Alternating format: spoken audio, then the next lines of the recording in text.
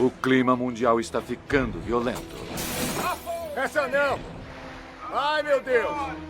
Dos registros de enchentes na Índia a estiagens devastadoras na América. Era uma nuvem enorme de poeira. Do clima congelante na Europa ao calor escaldante na Austrália. Sim, mas ele não me parece bem. O maior ciclone tropical já registrado e o tornado mais violento de que se tem notícia. Ficou tão grande, tão extenso. Mesmo que você tentasse correr, não conseguiria. Não vamos conseguir! Os cientistas estão ficando preocupados. Foi a primeira vez que ficamos sem letras do alfabeto para batizar as tempestades, sem precedentes. As pessoas estavam congelando. Foi muito incomum. Mas um clima extremo já aconteceu no passado. Foi um terrível e apavorante desastre climático. Com celulares com câmeras, internet e noticiários 24 horas, estamos vendo climas violentos com mais frequência? Ou o clima está piorando? E se for isso, qual poderia ser a causa?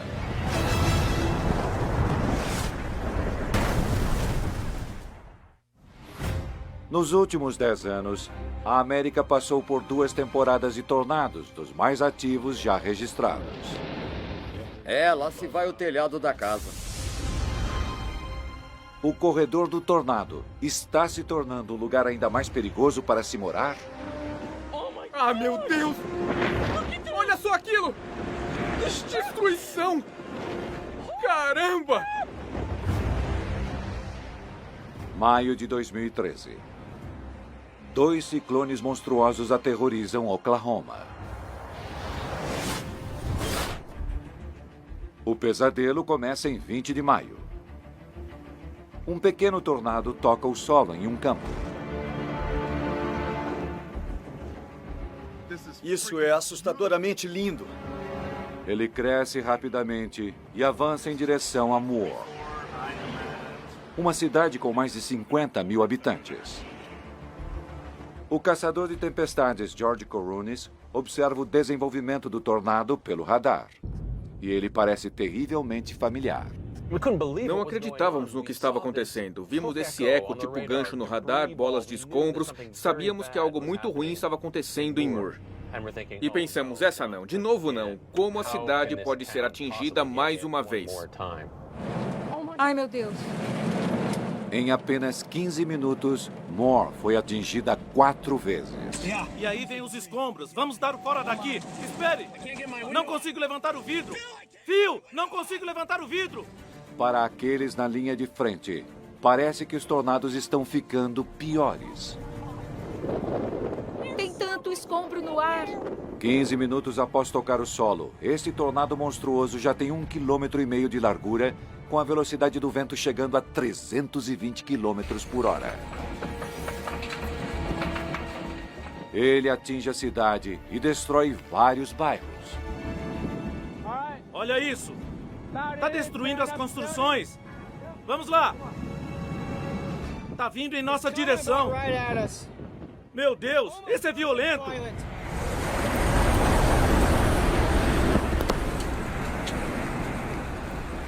O tornado se intensifica, até se tornar um dos ciclones mais fortes na história da América.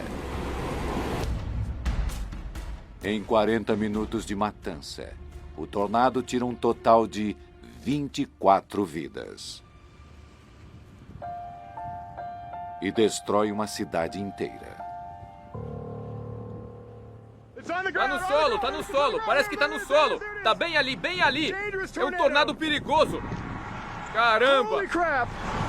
Mas a temporada de 2013 de tornados tem mais horrores reservados.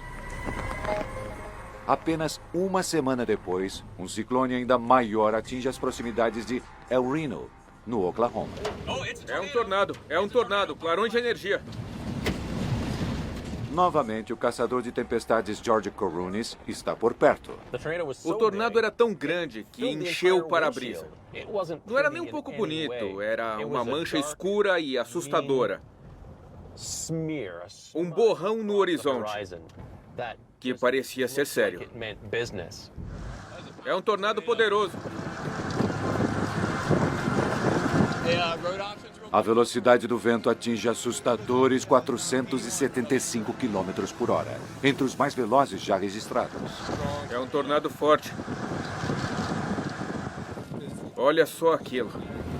Mais surpreendente ainda é o tamanho. O tornado aumenta rapidamente.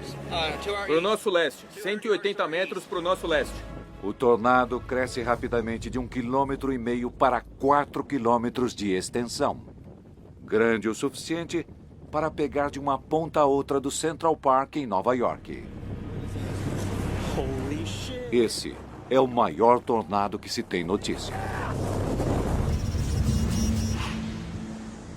E outros tornados impressionantes estão aparecendo em todo o mundo. Em Portugal, um redemoinho violento destrói um estádio.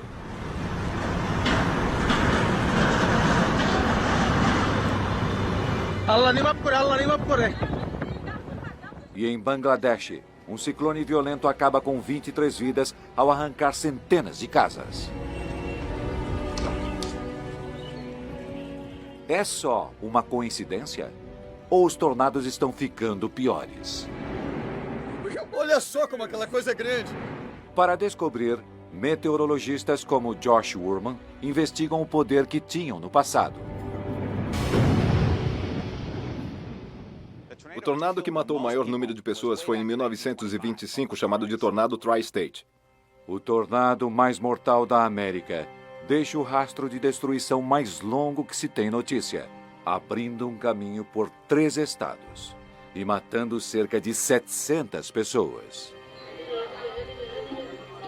O tornado mais letal na história atinge Bangladesh em 1989, matando cerca de 1.300 pessoas. Mas o número de mortos não é uma medida precisa da força de um tornado. Comparar tornados violentos de décadas diferentes é muito difícil. A média de mortos tem diminuído. Isso porque temos mais conhecimento dos tornados, temos avisos melhores e uma educação melhor. Então é muito difícil comparar tornados das décadas passadas com os atuais. E quanto mais procuramos, mais achamos. Tá ali. Estamos em posição perfeita! A maioria dos tornados toca o solo em um campo. Em outros tempos, esse tornado teria passado despercebido. Hoje em dia, ele se torna outra estatística. Então é claro que haverá mais relatos desses tornados. Na verdade, a ocorrência deles aumentou? Não temos tanta certeza ainda.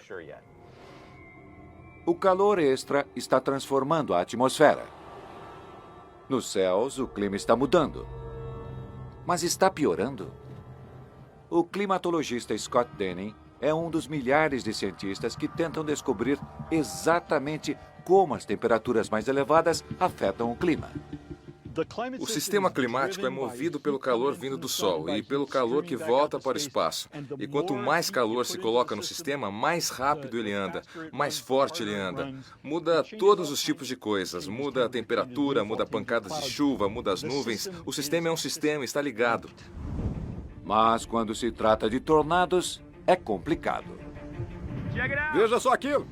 Para se conseguir um tornado forte de uma tempestade supercélula, precisamos de 2 ingredientes. Um é a energia, o ar quente e úmido que encontra a tempestade a caminho. Mas isso não é o bastante. Também precisamos de rotação, que são as diferenças nas velocidades do vento em níveis diferentes na atmosfera para fazer a tempestade girar. Precisamos dos dois para ter uma tempestade supercélula rotativa que possa formar um tornado violento. Com o aquecimento mundial, esses 2 fatores mudam de maneiras diferentes. Mais calor pode significar tempestades maiores. Mas, ao mesmo tempo, ventos em altitudes altas podem estar mudando, o que pode causar menos rotação na atmosfera. Não sabemos se o número de tornados aumentou, se estão mais fortes ou se há mudanças onde os tornados têm ocorrido. Com o aquecimento global, podemos ter mais tempestades no corredor do tornado, mas eles podem girar e deixar os tornados menos frequentes. Teremos de esperar até termos vários anos de dados para nivelarmos os picos que vemos de ano a ano. Na pior das hipóteses, eles podem provocar ventos com mais de 300 km por hora em uma região de centenas de quilômetros de extensão.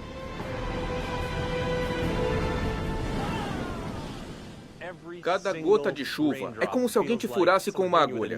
Cada pedregulho parece uma bala. Pedaços de metal rodopiam feito hélices de um helicóptero. Você não pode ficar dentro dele. É como estar em um liquidificador por horas e horas. Furacões, também chamados de tufões e ciclones, formam-se e crescem sobre os oceanos, alimentando-se da água quente. E é por isso que muitos cientistas temem que os oceanos mais quentes já estejam tornando essas tempestades ainda mais destrutivas. Há um motivo muito bom para acreditar que furacões mais fortes serão mais frequentes com o aquecimento global. Principalmente porque a fonte de energia dos furacões é basicamente oceanos mais quentes. Mas ainda temos de aprender algumas coisas importantes sobre como os furacões se intensificam, como extraem energia do oceano. E só podemos fazer isso nos aproximando da superfície e observando o que acontece no ar dentro do ciclone. Outubro de 2012. Um redemoinho se forma sobre as águas quentes na costa da Nicarágua. Nasce um assassino. Essa é a tempestade tropical Sandy.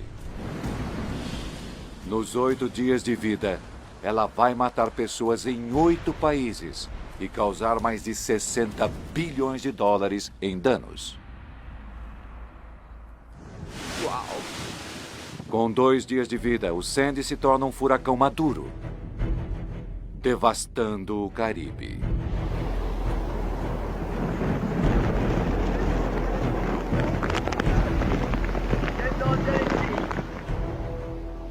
Ele devasta esta região com ondas de 9 metros de altura e ventos de aproximadamente 200 km por hora.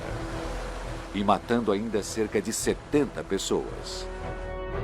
Sandy avança para o norte, passando sobre uma extensão de oceano quente, transformando-se em uma super tempestade. Um furacão monstruoso, com mais de 1.500 quilômetros de diâmetro. E então, ele faz uma curva brusca à esquerda, em direção à costa mais populosa americana. All of us across the country are concerned about the potential impact of Hurricane Sandy. This is a serious and big storm. 29 de outubro, o maior furacão tropical da história chega à América.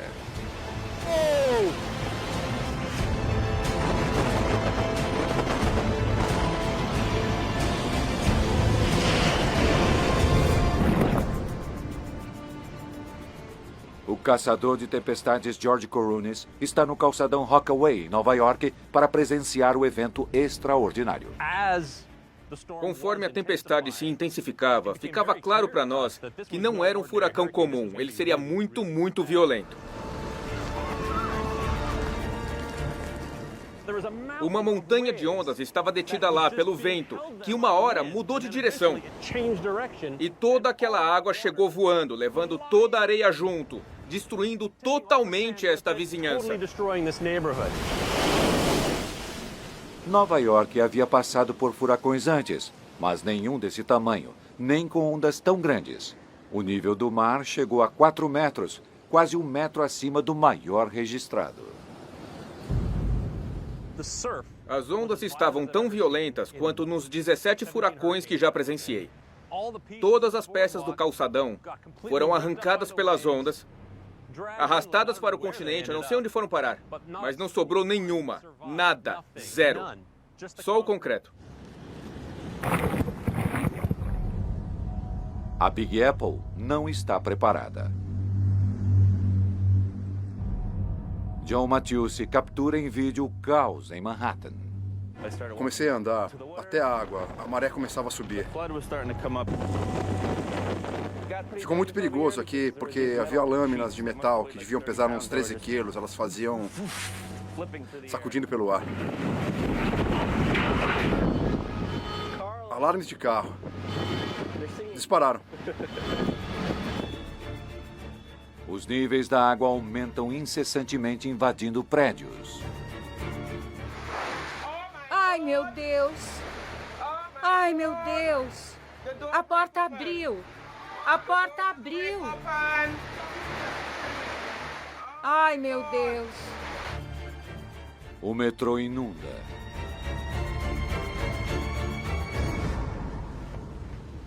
E a água do mar jorra nas subestações elétricas, causando curtos-circuitos e explosões. E aí, de repente, minha câmera acendeu. E depois a gente viu outro clarão enorme, uma explosão azul. Explodiu tudo. Conforme a energia cai, as explosões continuam a iluminar o céu. E durante toda a noite, a gente via explosões azuis ao longe, que eram muito assustadoras.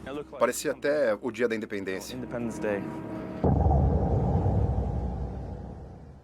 No dia seguinte, o furacão atingiu mais de 1.100 quilômetros costa adentro. Era tão grande que as ondas atingiam 6 metros de altura. As pessoas podiam surfar no Lago Michigan, nos arredores de Chicago, por causa de uma tempestade que assolava a costa leste. Finalmente, o furacão Sandy perde força.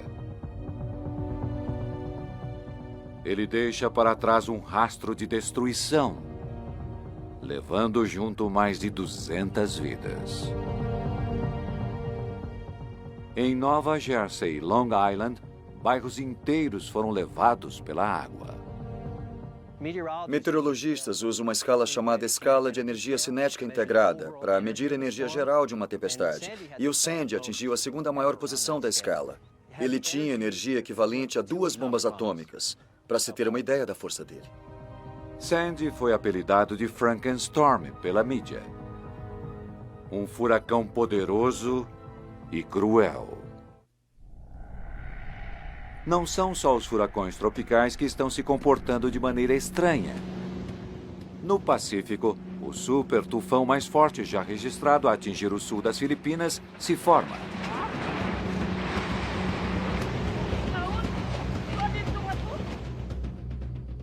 E na Baía de Bengala, 3 tornados destrutivos atingem o continente em apenas 2 anos. Esses eventos recentes sugerem que os furacões estão mudando em frequência, força e local. Para ter certeza de que furacões mais fortes estão mais frequentes, precisamos de registros confiáveis por um período mais longo. Mas as recentes experiências confirmam o que alguns cientistas estimam que aconteçam conforme a temperatura aumenta. Oceanos mais quentes fornecem mais combustível para os furacões. Então, a cada 1000 graus Celsius ou 1 grau Fahrenheit a mais do oceano, a velocidade do vento nessas tempestades aumenta de 10 a 20 milhas por hora, ou de 16 a 32 quilômetros por hora. Então, fica claro que o Sandy foi energizado pelos oceanos quentes. E os pesquisadores acreditam que pelo menos 1 grau Fahrenheit ou meio grau Celsius do aquecimento dessa água foi devido ao aquecimento global vindo do homem. Isso claramente teve um impacto. Mas há outros fatores que poderiam enfraquecer os furacões. Não podemos dizer que os furacões ficarão mais fortes, pois há outras coisas que também afetam os furacões. Ventos cruzados, diferenças na altitude do vento em toda a atmosfera, por exemplo, mas as provas sugerem que as tempestades fortes ficarão ainda mais fortes conforme aumenta a temperatura desses oceanos. E outro efeito do aquecimento global poderia tornar os furacões ainda mais mortais. O derretimento do gelo e oceanos mais quentes estão elevando os níveis do mar, e isso vai significar ondas de tempestades ainda mais devastadoras. Scott Mandia explica. Uma onda de tempestade é como uma enterrada da bola de basquete. Não acontece sempre, mas quando acontece, é um acontecimento extraordinário. A força do vento empurra a água do mar para a costa. e a água vai acumulando. Imagine que, conforme a tempestade aumenta, é como se alguém saltasse e empurrasse com força. A água sobe acima da defesa e faz seu dano. Só as tempestades mais fortes podem empurrar a água a uma altura a ponto de causar enchentes. Assim como só alguns dos jogadores mais altos podem saltar alto a ponto de fazer uma enterrada. Imagine se levantarmos a quadra de basquete em 30 centímetros. Agora o jogador de basquete normal pode fazer uma enterrada onde antes só os mais altos conseguiam. E é isso que acontece com os oceanos agora. Estamos aquecendo o planeta, fazendo a água se expandir, derretendo muito gelo. O oceano está fisicamente 30 centímetros mais alto. O nível mais alto do mar significa que agora, tempestades menos extremas poderão causar inundações. Agora, tempestades normais causam ondas que ultrapassam nossas proteções costeiras. Então sofremos danos piores das tempestades extremas e danos que nunca tivemos antes do que chamamos de tempestade normal, como um jogador normal que não conseguia enterrar e agora ele consegue. Bela cesta. As ondas da tempestade são mais destrutivas em lugares que não estão preparados para eles. E com a mudança climática, os ciclones podem começar a aparecer em partes do mundo onde nunca tinham sido vistos antes.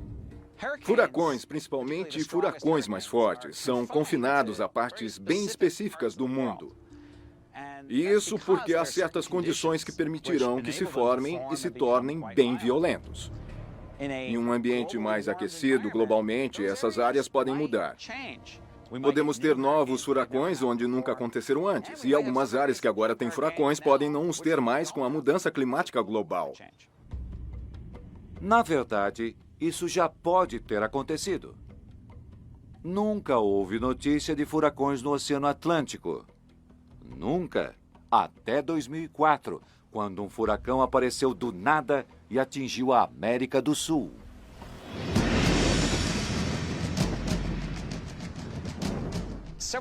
Anos atrás, um furacão se formou no Oceano Atlântico, para nossa surpresa, e atingiu o Brasil. Uma chuva, ventania, Miraí, furacão Catarina.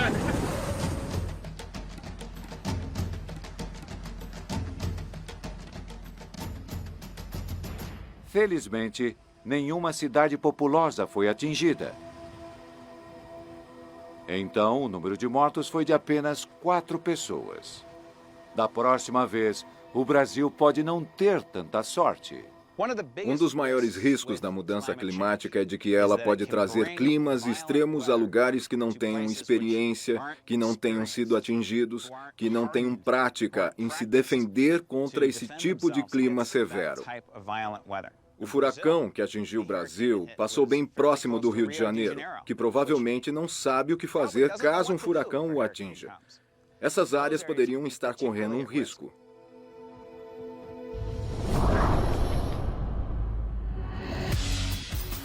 No futuro, o rio pode estar bem na linha de fogo. Árvores arrancadas, blackouts em toda a cidade e casas destruídas. Com uma população de 6 milhões de pessoas e mais de 1 milhão em favelas, o impacto direto seria uma catástrofe. Os furacões podem dominar as manchetes. Mas o clima que tem o maior impacto é muito mais comum.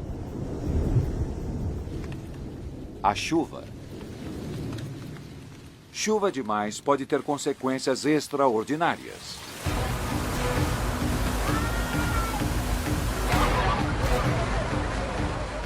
Trazendo inundações repentinas e deslizamentos. Destruição em grande escala. Mais chuva afetaria pessoas no mundo todo. Então, os cientistas pesquisam mudanças nos padrões das chuvas. Eles monitoram a área que mais chove no mundo, a monção anual na Índia.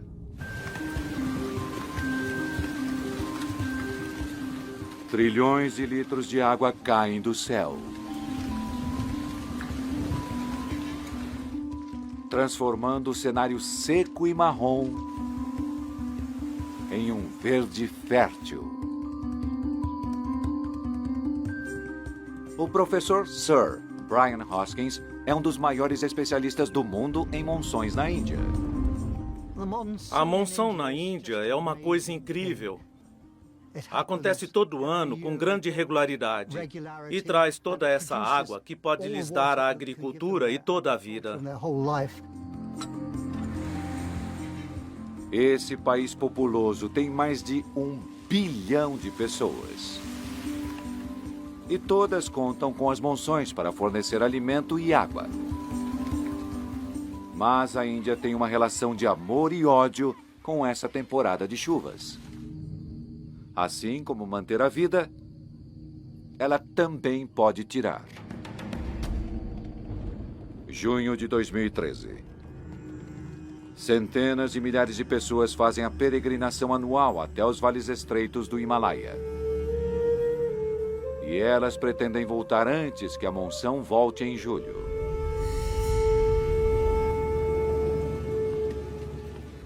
Mas este ano é diferente.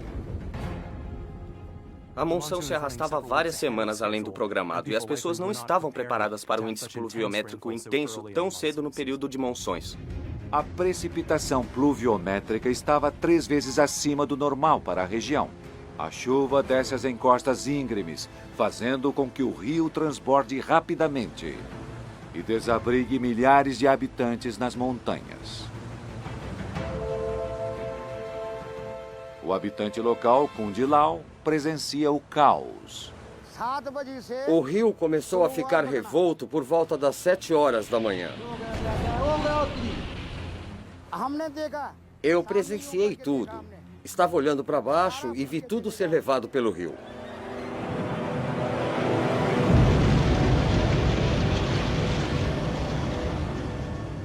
Todos os prédios foram arrastados pela força do rio. O rio encheu a um nível perigoso, inundando ou levando centenas de casas.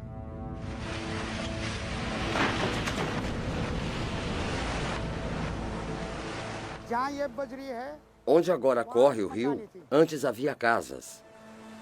Quando a enchente baixou, mais de 5.000 vidas tinham sido perdidas. Quando estou em casa, começo a chorar sozinho. Jamais pensamos que um desastre desses poderia acontecer aqui. Eu estou com 61 anos e eu nunca tinha visto tamanha fúria da natureza.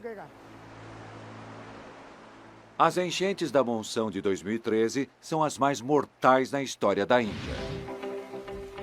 Na Rússia, fanáticos por esportes aquáticos aproveitam ao máximo a chuva mais forte que se tem notícia.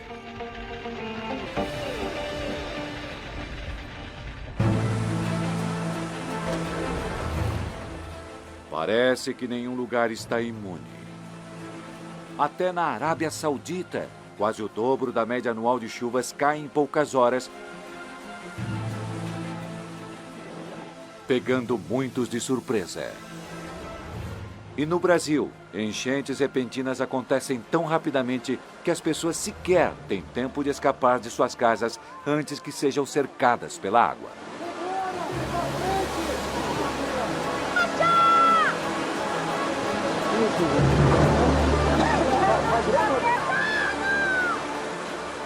Um salto ousado salva a vida dessa mulher.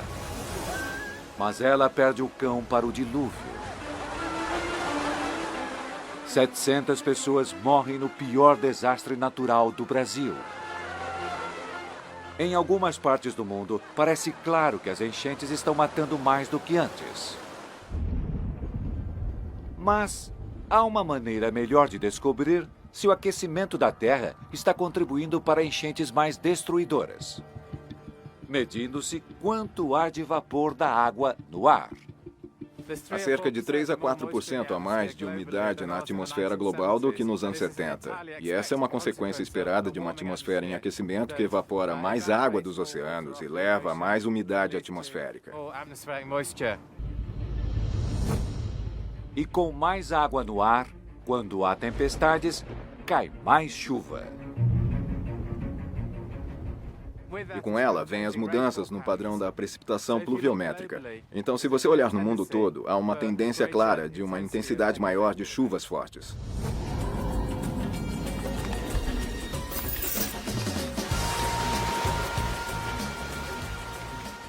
No futuro, mais umidade no ar pode significar chuvas ainda mais pesadas e enchentes mais intensas, particularmente em regiões tropicais feito a Índia. Aqui, pode cair até 15% a mais de chuva na monção do que hoje. Enchentes intensas podem devastar o país. Verão de 2013. A Grã-Bretanha está no meio de um inverno congelante. As temperaturas estão até 10 graus abaixo da média. Normalmente, a neve já teria derretido a essa altura. Em vez disso, montes de neve enterram a maior parte do país. Vamos tentar, meninos. Tá legal, papai. Aqui vamos nós. O mês de março, em particular, foi extremamente frio e creio que foi um recorde na Inglaterra e no país de Gales. E esse clima durou muito tempo e a Páscoa foi terrível. As pessoas estavam congelando. Foi muito incomum. E o feriadão é o mais gelado nos últimos 50 anos. Mas nem todos têm tempo de aproveitar os cenários frios fora de época. Fazendeiros feito Garrett Wynne Jones trabalham duro. Na fazenda dele, no país de Gales, a neve veio na pior época possível. É temporada de nascimento de carneiros e milhares de ovelhas prenhas ficaram presas sob 1 metro de neve por 4 dias. A neve veio muito tarde. Meu pai tem 77 anos e nunca viu nada igual. No ano passado, na mesma época, a gente estava de shorts e camiseta. E neste ano estamos desenterrando ovelhas de montes de neve. Muitas das ovelhas dele sucumbiram às temperaturas congelantes. O gelo se solidificou. Mas então o cão dele fareja algo.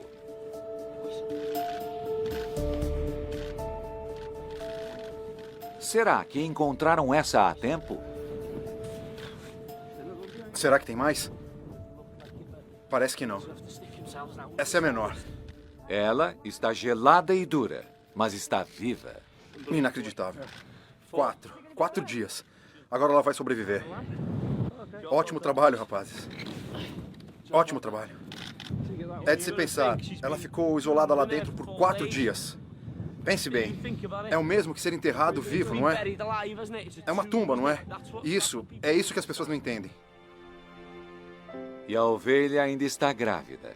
E em breve dará à luz a um cordeirinho saudável. Mas milhares de outras ovelhas e carneiros nos vales do país de Gales não têm a mesma sorte. É uma crise e temos que enfrentar a situação. Porque eu vou te falar uma coisa. Essas montanhas terão muito menos ovelhas. E talvez muito menos fazendeiros também. Nos últimos anos, a Inglaterra suportou invernos bastante frios.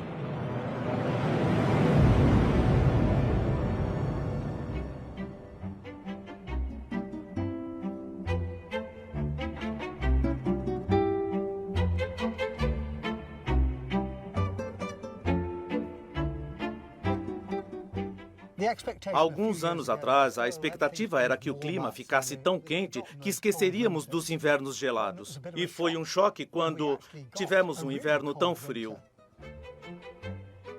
Tivemos um inverno muito frio em 2009 e 2010. Um dezembro bem frio em 2010, com níveis recordes bastante intensos. Conforme as temperaturas despencam no Reino Unido, a maior parte da Europa passa por um dos invernos mais gelados. É a primeira vez na história de Split. Uma neve inacreditável. Na Ucrânia, essa casa, assim como muitas outras, é enterrada em um monte de neve.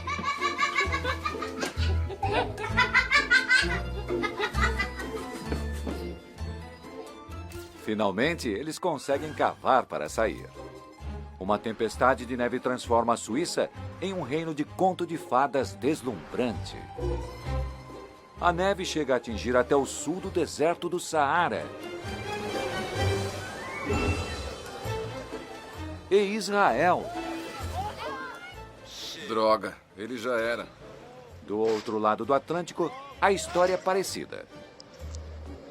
Estradas congeladas causam caos. Isso não é nada bom. Mas o que é isso?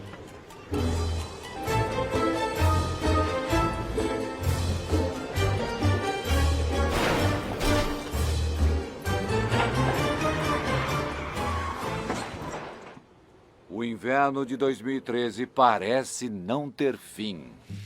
Essa não, tá avançando. Isso é loucura. Em maio, ventos fortes empurram uma maré arrepiante de cristais de gelo de um lago congelado na direção de casas em Minnesota. Ai, meu Deus, Nick, veja! Esse clima frio leva muitos a questionar se o mundo está mesmo aquecendo. Se o mundo está ficando mais quente, por que os invernos estão ficando mais gelados e longos? A resposta pode estar em um lugar pouco provável: no Ártico, que aquece rapidamente. Paradoxalmente, conforme o Ártico aquece, outros lugares podem esfriar. Seu aquecimento parece estar atrapalhando a corrente de jato, uma faixa de ar que flui rapidamente na atmosfera, soprando as correntes climáticas em volta da Terra. Isso pode estar segurando as massas de ar no lugar por semanas a fio. A climatologista Heidi Cullen explica. O clima é parecido com o trânsito em Manhattan. Quando o trânsito flui, todos ficam felizes. O mesmo acontece com a meteorologia. Basicamente, é o equivalente à corrente de jato subindo repentinamente e o sistema meteorológico avançando junto com ele. A corrente de jato direciona os sistemas meteorológicos pelo mundo. Assim como os carros que passam por um cruzamento, nunca se tem um tipo de clima em um lugar por muito tempo. O clima frio se movimenta rapidamente, dando lugar a um clima mais quente e depois a um clima mais frio novamente. Mas, se essa corrente de jato diminui, os sistemas meteorológicos diminuem junto. O que vemos é o mesmo que um congestionamento na atmosfera. Isso é conhecido como sistema de bloqueio. E isso faz com que um tipo de clima fique preso em um lugar por um período longo. É exatamente o que vimos na Europa e nos Estados Unidos no inverno passado. Tivemos sistemas de bloqueio de pressão e o clima frio ficou preso no lugar durante meses. Quando o clima muda, as pessoas podem lidar com ele. Mas assim como o trânsito em Manhattan, quando você está no engarrafamento, é terrível. Sistemas de bloqueio, assim como os semáforos, impedem que qualquer coisa avance. Em vez de uma breve rajada congelante seguida de um período mais quente, o ar congelante fica fixo em um lugar.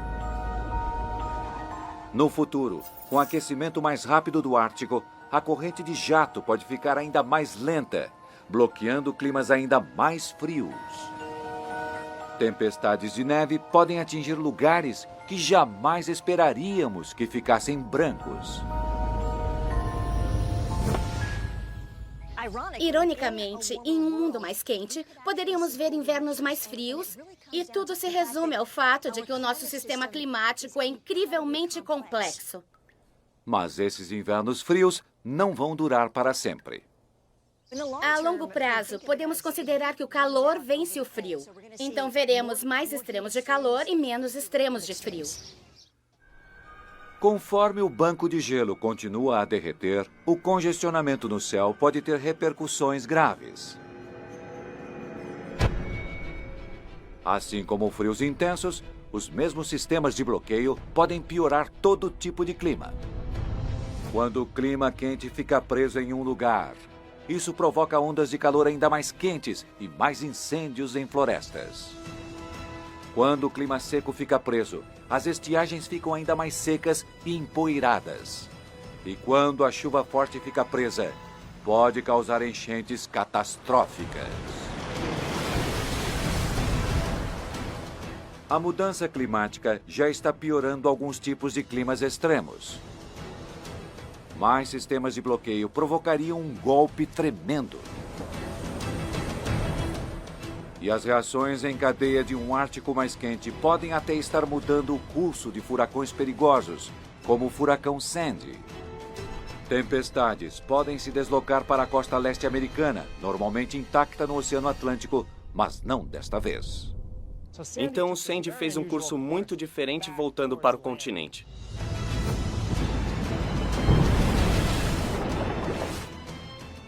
Tem pesquisas explorando se a perda do banco de gelo no Ártico pode fazer as tempestades tomarem esse caminho com mais frequência no futuro.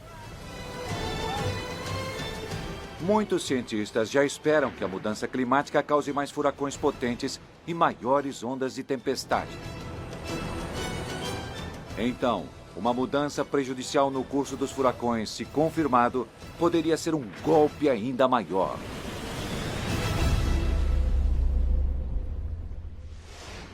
Invernos mais frios, verões mais quentes, estiagens, inundações, temporais, incêndios florestais e furacões descontrolados. O clima já está mudando e isso é só o início.